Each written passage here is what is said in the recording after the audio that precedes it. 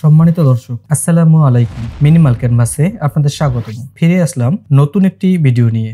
এই ভিডিওতে আমি গুগলের জি লোগোটি কিভাবে পারফেক্ট করে তৈরি করা যায় তা দেখাবো। আমি বেশ কিছু ভিডিও দেখেছি আমাদের দেশের কিংবা অন্য দেশের, তারা এই লোগো ডিজাইন দেখিয়েছে কিন্তু পারফেক্ট হয়নি। কিছু রুলস বা নিয়ম না মানলে এই ধরনের লোগো পারফেক্টলি করা সম্ভব না। তাই সেই সকল খুঁটিনাটি বিষয় সহ ভিডিওটি সম্পূর্ণ দেখুন। আর আমি গুগলের অন্যান্য লোগো ধারাবাহিকভাবে ভিডিও আকারে প্রকাশ করব।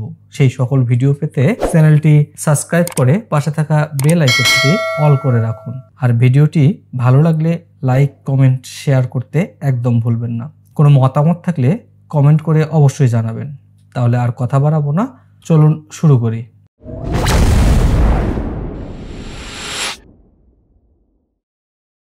প্রথমে অ্যাডোবি ইলাস্ট্রেটর সফটওয়্যারে এসে ফাইল থেকে নিউ ক্লিক করি।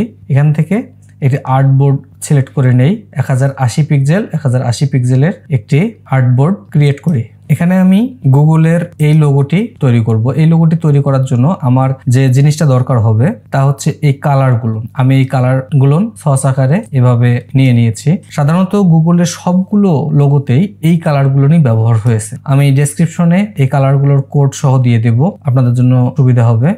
তাহলে গুগলের সবগুলো লোগোই আপনারা পারফেক্টলি সঠিক কালারে তৈরি করতে পারবেন। আর গুগলের এই লোগোর ক্ষেত্রে যে বিষয়টি আমাদের খেয়াল করতে হয় তা হচ্ছে এখানে যে শেপটি আছে ঠিক কতটুকু থাকবে এই শেপটি, এটা কোথা থেকে শুরু হবে, এটা কোথায় শেষ হবে বা এইটা কোথায় শেষ হবে, এই বিষয়গুলো অনেকেই পারফেক্টলি দেখাতে পারেননি। আমার মনে হয় এটা অবহেলাতেই হয়েছে বা কেউ এটা অতটা গুরুত্ব সহকারে নেয়নি। কিন্তু গুগলের একটি লোগোকে বিকৃত করা আমাদের কাম্য নয়। কাজেই সঠিকভাবে এই লোগোটি তৈরি করা আমাদের জানতে হবে। তো এই লোগো তৈরি করার জন্য আমরা প্রথমে যে কাজটি করব, এটাকে আমরা পাশে রেখে দিলাম।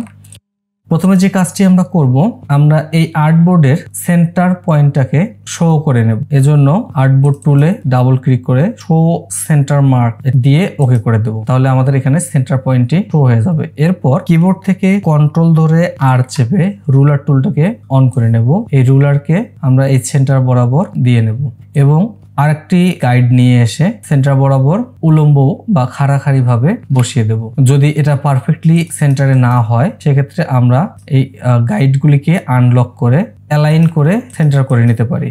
এখানে অবশ্যই অ্যালাইন করার সময় অ্যালাইন টু আর্টবোর্ড এই অপশনটিতে টিক চিহ্ন দিয়ে রাখতে হবে। এরপর এই গাইডগুলোকে আমরা লক করে দেব। Lock guide, right button click করে লক গাইড দিলে এটা লক হয়ে যাবে। এরপর আমরা ইলিপস টুল নেব।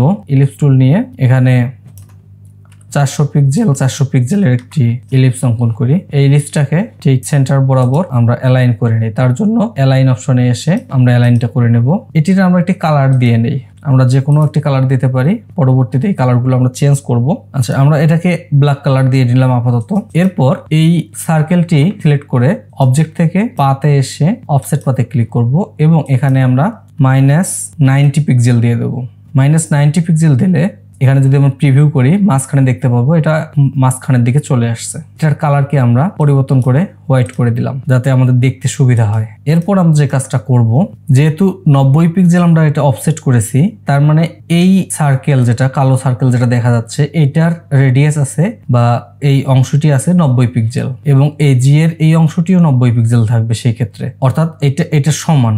কাজে আমরা এখন রেক্টেঙ্গল টুল নিয়ে একটি 90 পিক্সেল বাই 90 পিক্সেলের শেপ নেব। এই শেপের কালারটিকেও আমি আপাতত ব্ল্যাক করে দিলাম এবং এটাকেও আমি অ্যালাইন করে সেন্টার করে দেব। এরপর যে বিষয়টি আমার দেখার আছে সেটা হচ্ছে এটা শেষ মাথাটা সেন্টারের এই দাগ বরাবর থাকবে এবং বাকি অংশটি যাবে একদম বাইরে। আমরা এটাকে টেনে বড় করে একদম বাইরে পর্যন্ত নিয়ে গেলাম। এরপর যা করব তা হচ্ছে এই দাগটা কোথায় আসবে, এই দাগটা কোথায় আসবে এটা সিলেক্ট করার জন্য আমরা একটি লাইন টুল নেই, লাইন একটু অঙ্কন করে নেই মাঝ বরাবর এবং এটার একটি স্ট্রোক দিয়ে নেই। খুব অল্প পরিমাণে একটি স্ট্রোক দিয়ে নিলাম এবং এটিকেও আমি অ্যালাইন করে দিলাম যাতে এটা মাঝ বরাবর থাকে। এবং এটিকে এখন আমরা যেটা করব, ট্রান্সফর্মে এসে এখানে অ্যাঙ্গেলটাকে চেঞ্জ করে দেব। আপনারা এখান থেকে ট্রান্সফর্ম করতে পারেন অথবা এখানেও ট্রান্সফর্ম অপশনটি আছে। অ্যাঙ্গেলটাকে চেঞ্জ করে দেব। অ্যাঙ্গেলটা দেব আমরা 45 ডিগ্রি। 45 ডিগ্রি অ্যাঙ্গেল করার পর আপনারা দেখতে পাবেন এটা ঘুরে এরকম হয়ে গেছে। এটাকে আমরা এই অবস্থায় রাখবো। আবার আমরা একটা লাইন টুল নেব, ঠিক মাঝ বরাবর, আবার সেটাকে আমি অ্যালাইন করে মাঝখানে নিয়ে নিলাম। আবার এই লাইন টুলটির ট্রান্সফর্মে এসে আমি অ্যাঙ্গেলটাকে পরিবর্তন করে দেব। এবারে আমি এই লাইনটির অ্যাঙ্গেলকে পরিবর্তন করে 220 ডিগ্রি করে দেব এবং এই পরবর্তী যে আমরা লাইনটি নিলাম এটাকে এই রেক্ট্যাঙ্গলের উপরের মাথায় টাচ করে রেখে দেব। আমরা আরেকটি লাইন টুল নেব ঠিক মাঝখানে, এটাকে আমি অ্যাঙ্গেল করে মাঝ বরাবর করে নিলাম এবং তারপর এটার অ্যাঙ্গেলকে আবার ট্রান্সফর্মে এসে চেঞ্জ করে দেব। এবারে আমরা 142 ডিগ্রি দেব এই অ্যাঙ্গেলটি।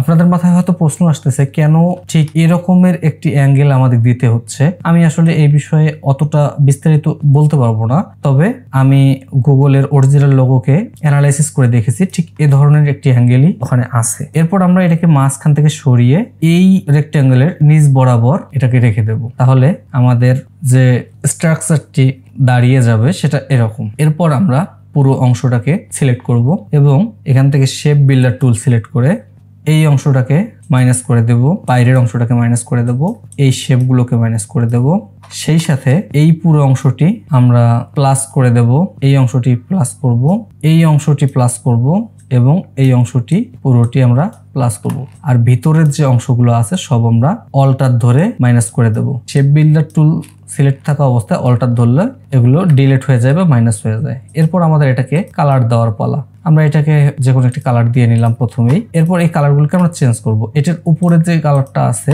সেটা রেড টাইপের একটি কালার, আমি এটা ডেসক্রিপশনে দিয়ে রাখবো, তাহলে আপনাদের জন্য আরো সহজ হবে।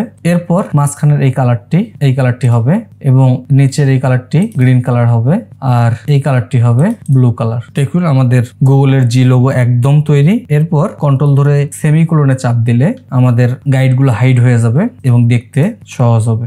তাহলে এই ছিল আজকের ভিডিও। আমার পরবর্তী ভিডিওতে আমি গুগলের অন্যান্য লোগোকেও দেখাবো। সেই পর্যন্ত আমার সঙ্গে থাকুন এবং ভিডিওটি ভালো লাগলে অবশ্যই লাইক করতে ভুলবেন না। সম্পূর্ণ ভিডিওটি মনোযোগ সহকারে দেখার জন্য ধন্যবাদ।